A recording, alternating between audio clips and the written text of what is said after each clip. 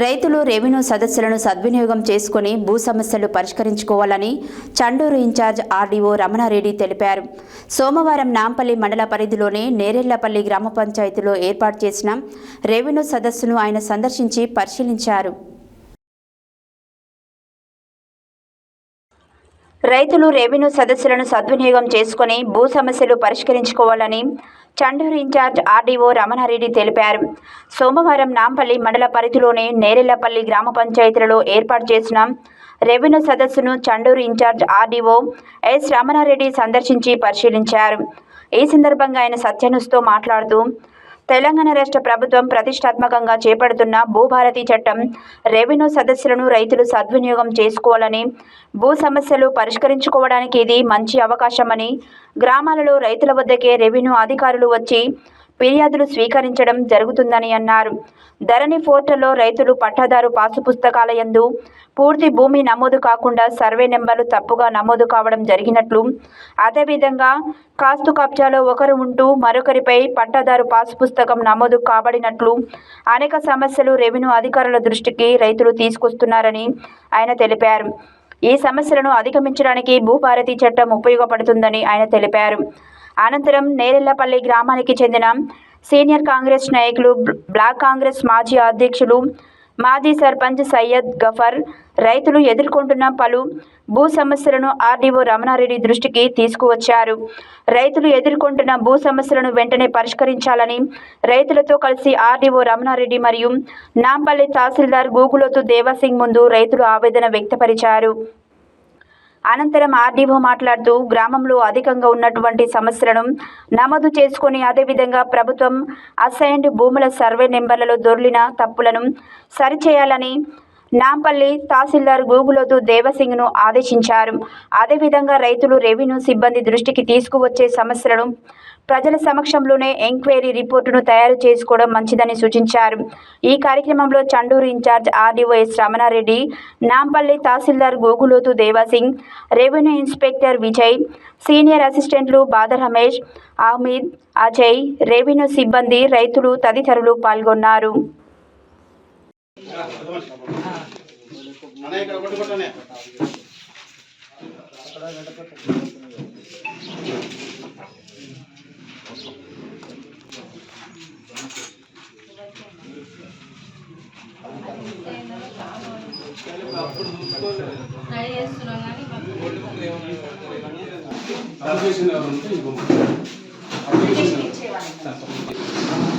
అయితే spread sheet update చేయమంటున్నారు, అందువల్ల మీకు అట్లా చూపిస్తుంది. స్ప్రెడ్ షీట్ కూడా ఎప్పటికప్పుడు అప్డేట్ చేస్తే ఆధారం సబ్మిట్ చేయాలి. అట్లా చూపించండి. పాత ఫర్ ఎగ్జాంపుల్ మీ తండ్రి నుంచి వచ్చిందా, మీ తాత నుంచి మీ తండ్రికి వచ్చి, తండ్రి నుంచి మీకు రావాల్సింది ఉందా, లేదా ఏదైనా కొనుగోలు చేసి ఉన్నదా, ఇట్లా ఆ ప్రూఫ్ ఏదైతే ఉందో ప్రూఫ్ పెట్టండి. మీరు దరఖాస్తు చేయండి, దాన్ని పరిశీలించి చూస్తాం.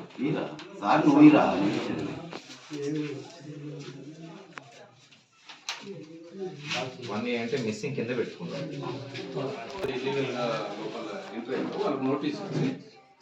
సార్ ఏం లేదు సార్, సర్వేని పంపిస్తుంది సార్. ఫీల్డ్ మీద ఉన్నోనికి ఇవ్వండి, ఫీల్డ్ మీద ఉన్నోనికి అన్యాయం కావాలి సార్. దయచేసి దరఖాస్తు తీసుకుంటున్నారు కదా, మీరు ఏం చేస్తారంటే ఇది మీకు ఎన్ని వస్తాయి, దాదాపు ఒక విలేజ్ ఎన్ని వస్తున్నాయి ఆనండి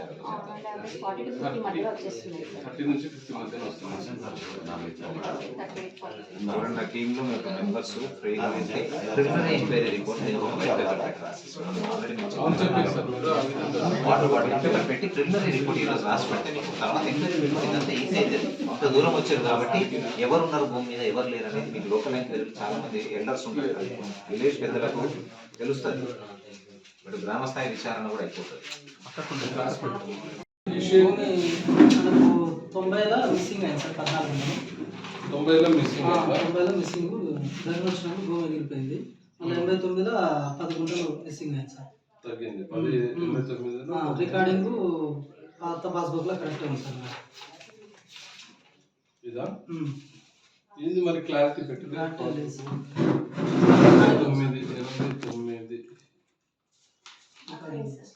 రీచేంజ్ డాక్యుమెంట్ ఇది ముటేషన్ చేసుకున్నావా? నేను అనేది ముటేషన్ చేసుకున్నావు, ఓకే. ఇందులో ఎక్కించుకోలేదా? ఎక్కించుకున్నాం సార్. అది ఏది కనబడుతుంది ఇందులో? ఫ్రంట్ కసారి కాదు సార్. ఉందా? బుక్ ఉందా? ఉప్పు లేదు సార్. ఉప్పు కొట్టుకోవడం సార్. ఎందుకు కోర్టు ఎందుకు? కోర్టు కేసు ఉందా ఇది? ఏం లేదు సార్. మరి లేని కోర్టుకు ఇల్లీగల్ ఎంట్రీస్ ఎవరైతే జరిగినా వాళ్ళకి తీసేసి ఈయనకైతే జెన్యున్ పర్సన్ అయితే మనం చేయాలి కదా. పాస్బుక్ కూడా ఇండస్ట్రీస్గా వెయిటింగ్ మాత్రమే అయినా పెట్టుకొని కూడా 23 అప్లికేషన్, ఇది 22 అప్లికేషన్ పోయింది. ఇది 23 అప్లికేషన్. ఇది స్టేటస్ ఎలిజిబుల్ లేదు, వేరులకు పట్టాలైంది సార్. అది అసైన్మెంట్ కంపెనీ లేదు, ఏం లేదు సార్. 3 ఎకర్ ఏమో డిలేట్ అయింది సార్. ఎక్కాలంటే ఇప్పుడు ఎక్కడలేదు సార్. 352 సార్. సార్ మా వదినకు పౌతి అయింది. మా అమ్మ చనిపోగానే మా వదినకి ఇచ్చాం సార్. కానీ అది ఎక్కడలేదు సార్. లేని వాళ్ళకు పేరు వస్తుంది. 352 మీరు దీన్ని బాగా ఎంక్వైరీ చేయాలండి.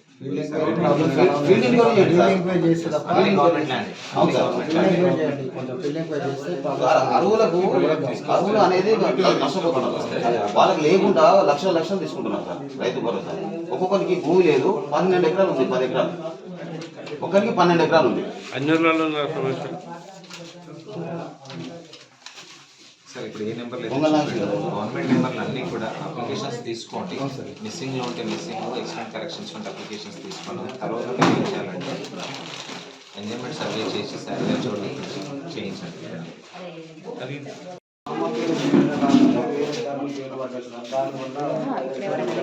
దాన్ని మంచి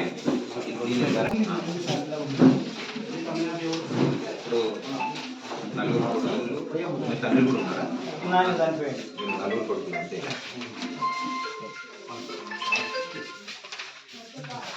మీ దగ్గర ఉండదండి నాకు తెలిసి.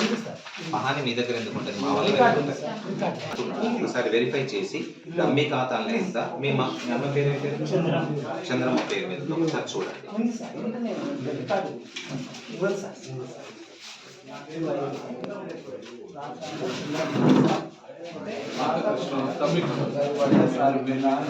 మీరు డిలీషన్ పెట్టచ్చు కదా. దీన్ని డిలీషన్ చేసేస్తే మనకు వస్తుంది. పట్టదా పేరు ఆర్ కృష్ణ పడింది. అంటే స్టేట్మెంట్ రికార్డ్ చేసి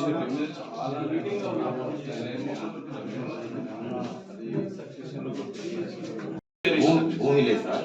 భూమి లేదుగా పట్టాలు అయితే రైతు భరోసా కోసానికి రైతు బంధు ఇల్లీగల్ ఎంట్రీస్ జరిగినాయి. దాదాపు చెట్లు కూడా పట్టాలు గవర్నమెంట్ నాన్ అరబుల్ ల్యాండ్స్ ఐడెంటిఫై చేసుకుంటే ఐడెంటిఫై చేసి లాక్ చేసి సార్. వాస్తవంగా రైతు బంధు కోసానికి చాలా మంది ఒక 40-50 ఎకరాలు కోసం చేసుకోవడం జరిగింది. అలాంటి ల్యాండ్ అసలే సార్. అసలైన ఎలిజిబుల్కి ఏమో కట్ అయింది సార్. ఎలిజిబుల్కి ఏమో కట్ అయ్యి ఇన్ఎలిజిబుల్కి వచ్చేసింది సార్. అలాంటి ఆల్రెడీ బ్లాక్ చేసినా చెప్తున్నారు. అవన్నీ బ్లాక్ చేయలేదు సార్. చేయలేదు సార్. 402లో సార్ 15-20 ఎకరాలు ఉంటుంది సార్. అసలు ల్యాండే లేదు ఆయన.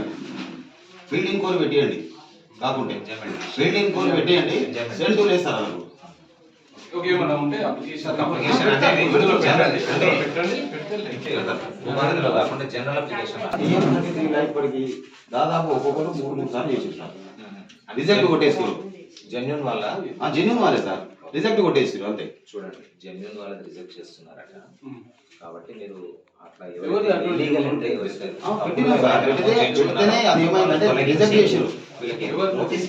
ఇప్పుడు సార్ ఆక శ్రీకాంత్ అంటే ఆయనకు భూమి ఉన్నది సార్.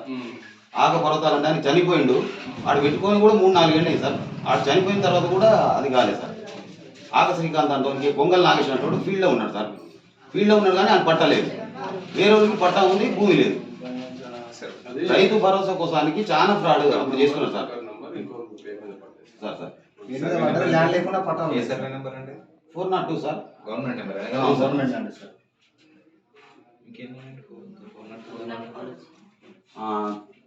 391.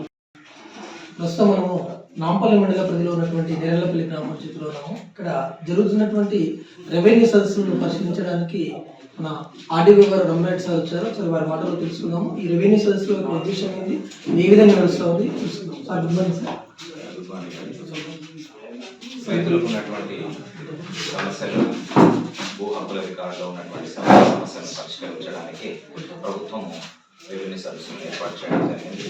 అది ఈ నెల 3వ తారీఖు నుంచి ఈ నెల 8వ తారీఖు వరకు ప్రతి రెవెన్యూ గ్రామంలో ఈ రెవెన్యూ సర్వీసులు నిర్వహించడం జరుగుతుంది. నాంపల్లి మండలం మొత్తం 28 రెవెన్యూ గ్రామాలు ఉన్నాయి. ఇందులో మనము రెవెన్యూ వైపు నుంచి 2 టీములు ఏర్పాటు చేయడం జరిగింది. ఒకటి తహసీల్దార్ గారి ఆధ్వర్యంలో ఒక టీము, డిటి గారి ఆధ్వర్యంలో ఒక టీం జరుగుతుంది. ఈరోజు ఈ మండలంలో ఇక్కడ నేరలపల్లి అండ్ మేలవై 2 గ్రామాలు జరుగుతున్నాయి. రైతులకు ఉన్నటువంటి సమస్యలు, భూ సమస్యలు, గతంలో ధరణి రావడానికి ముందు సర్వే నెంబర్ ఉంది, తర్వాత ధరణి వచ్చిన తర్వాత సర్వే నెంబర్ రావడం అనేది మిస్ అయిపోయింది. గతంలో ఉంది కానీ తర్వాత హక్కుల రికార్డుల నవీకరణలో భాగంగా జరిగినటువంటి తర్వాత అది మిస్ కావడం జరిగింది. లేదా రైతులకు ఉన్నటువంటి విస్తీర్ణం, ఉదాహరణకు ఒక సర్వే నెంబర్లో ఎకరం ఉంటే అందులో అరెకరం మాత్రమే నమోదైంది.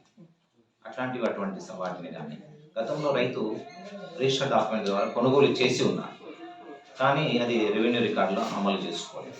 అటువంటి వాటిని సవరించుకోవడానికి, లేదా కోర్టు ఉత్తర్వుల ద్వారా కూడా అతనికి ఆర్డర్ తెచ్చుకున్నాడు కానీ రెవెన్యూ రికార్డులో ఇంప్లిమెంట్ చేసుకోలేకపోయాడు. ఇటువంటి వాటిని నెక్స్ట్ సాదా బైనామాదారు కొనుగోలు చేసి ఉన్నాడు. ఆ సాదా బైనామాల కొనుగోలు చేసి ఉండడం అంటే జూన్ 2, 2014 కంటే ముందు కొనుగోలు చేసి ఉండాలి. 12/10/2020 నుండి 10/11/2020 మధ్య కాలంలో అది ఆన్లైన్లో అతను దరఖాస్తు చేసుకొని అవి మన దగ్గర పెండింగ్ ఉన్నటువంటి సమస్యలు, అవి ఇప్పుడు ప్రస్తుతం అది హైకోర్టులో కేసు పెండింగ్ ఉన్నది కాబట్టి త్వరలోనే దాని మీద వచ్చినటువంటి ఆదేశాల ప్రకారం సాదా బైనామాలన్నింటినీ కూడా మనం చర్యలు చేసుకోవడం జరుగుతుంది. అంతేకాకుండా రైతుకు ఉన్నటువంటి భూమికి పట్టాదారు కాలంలో రైతు పేరు ఉంటుంది, అనవధార కాలంలో ఇండ్లు అవి ఇండ్లు అనేది పొరపాటున పడిందా లేకుంటే వాస్తవంగా అక్కడ ఇండ్లు ఉన్నాయి, వాళ్ళు దరఖాస్తు చేసుకున్నటువంటి దాన్ని బట్టి వెరిఫై చేసి దాన్ని కూడా పరిష్కరించడం జరుగుతుంది. అంతేకాకుండా కొన్ని పొరపాటుగా నాలాగా మార్కైంది, అది వ్యవసాయ భూమి కానీ నాలాగా కూడా మార్కైంది. ఇటువంటి సమస్యలు, ఈ సమస్యలన్నింటికీ కూడా పరిష్కారం చూపడానికి రైతుల వద్దకే, ప్రతి రెవెన్యూ గ్రామంలో రైతుల వద్దకే ప్రభుత్వం మంచి ఉద్దేశంతో రైతులకు మంచి వాళ్ళ యొక్క సమస్యలు పరిష్కరించాలనేటువంటి ఉద్దేశంతో రెవెన్యూ సదస్సులను ఏర్పాటు చేసి రైతుల వద్దకే రెవెన్యూ యంత్రాంగం అంతా వచ్చింది కాబట్టి వాళ్ళకు ఉన్నటువంటి సమస్యలని పరిష్కరించుకోవడానికి దీని యొక్క మంచి సదవకాశంగా వినియోగించుకోవాలని కోరుకుంటున్నాను.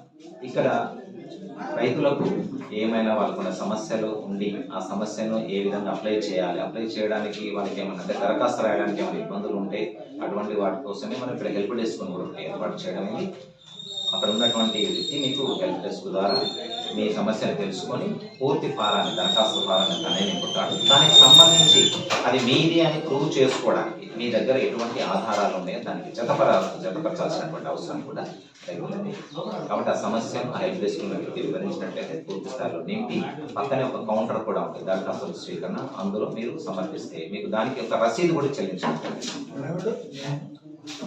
కాబట్టి ఈ అటువంటి అవకాశాన్ని మీరు అందరూ సద్వినియోగం చేసుకోవాలని కోరుకుంటాను. సార్, అదేవిధంగా ఇప్పుడు ఒక రైతు తప్పు జరిగినప్పుడు దాన్ని మార్చడానికి అవకాశం ఉంది. అదేవిధంగా కొన్ని ప్రభుత్వ స్థలాలు కూడా రైతుల పేరు మీద పట్టాగా మారడం జరిగింది, వాటి బుక్ రావడం జరిగింది. ఇప్పుడు మళ్ళీ వాటిని ఏ విధంగా అయితే ఆ ప్రభుత్వ స్థలాలు ఉన్నాయో వాటి ప్రభుత్వ స్థలాలు నమోదు చేయడానికి అవకాశం ఉందా? అప్పుడు ఒకసారి మేము అట్లాంటివి ఏమన్నా మా దృష్టికి తీసుకొచ్చినట్లయితే మేము పూర్తి స్థాయి విచారణ చేసి దానిపై చర్యలు తీసుకుంటాం. ఇప్పుడు వాటికి కూడా దరఖాస్తు పెట్టచ్చు సార్? పెట్టండి, మీరు దరఖాస్తు తీసుకొని మేము పరిశీలించి చర్యలు తీసుకుంటాం. Thank you sir. మీరు చెప్పిన ఈ విలువైన సమాచారాన్ని ప్రతి ఒక్క రైతు ఉపయోగించుకోవాలని, ఎలాంటి పొరపాటు జరిగినా వాటిని మీ దృష్టికి తీసుకొచ్చి రెవెన్యూ పరంగా పరిష్కార మార్గం చూపే విధంగా చూడాలని మేము కూడా సత్యన్యూస్ ద్వారా కోరుకుంటూ, 4 స్టూడియో వెంకటేశ్వర్లు, సత్యన్యూస్.